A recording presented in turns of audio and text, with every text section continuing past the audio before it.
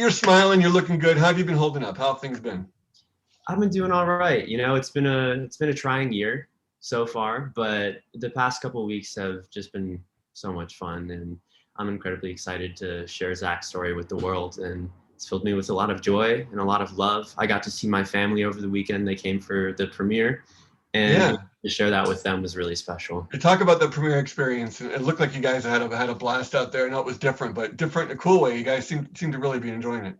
Yeah, I mean, of course, these are unprecedented circumstances, but I think that's pushing people to do a lot of new creative ways of doing events or any forms of media in general. The drive-in premiere was one example of that, and it was so much fun. I got to show up in this probably the coolest car I've ever had the opportunity to drive. It was a Buick Electra from '69, and it was so cool. I mean, it was really fun, and being able to be there with my family and watch it together, that made me sob more than I've ever cried watching this movie. It was really intense, but also so exciting to kind of release a lot of pent up emotion that I've been hanging on to for the past year. But sharing it with people has been such a gift already. I can't wait for it to release on the 16th. Yeah, talk about the emotion. There's going to be this collective emotion when everyone sees the movie when it comes out this weekend. If you can talk about that, just what you hope audiences take from this type of story, from Zach's story, from your performance. Yeah, something that I've internalized and kind of held with me since filming has been a newfound respect for just daily life, moment by moment, appreciating where you are and just the fact that you're alive. Zach handled his terminal diagnosis with so much strength and grace, especially for a 17-year-old. He was wise beyond his years, and he set a perfect example for what it looks like to face adversity with a smile and with love. And his relationships blossomed. He got even closer with his family and with his girlfriend at the time, Amy. And that's affected me deeply. And it's affected my relationships with my loved ones. And I hope seeing this movie has the same effect on other people, to remind everyone that we have limited time and it's important to make the most of the moments that you have and telling the people in your life that you love them, and just appreciating being able to wake up in the morning. Mm-hmm. Mm-hmm. Yeah, I can see how this movie couldn't have changed you because you put so much talent and care into this performance and so much work, I know, and time. So that must be a life-changing thing for you, different than most type of roles you can be playing. Oh my gosh, yeah. No, I mean, I feel like from when I first got the audition to now, so much has changed, both internally and externally, of course.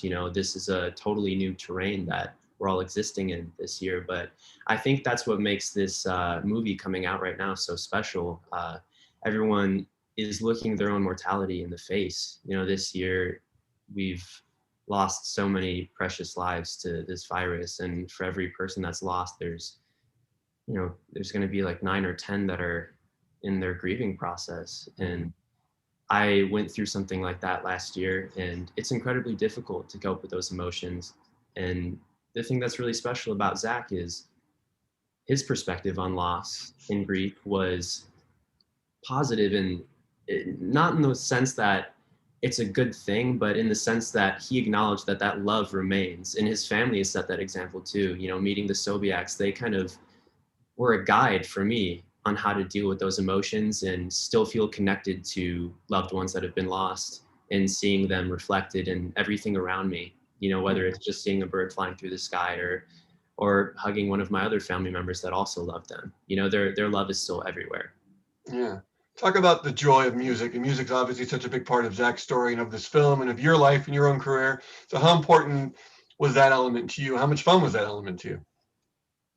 That was my favorite part of the process, being able to step into some really big shoes to fill. Zach Sobiech and Sammy Brown, his writing partner, they came together and made this beautiful music in the face of, some really difficult emotions to cope with at any age. And then again, him being 17 years old, it's really impressive what he did with his music, and having the opportunity to play those songs and kind of get in that headspace and feel a little bit of what he was feeling.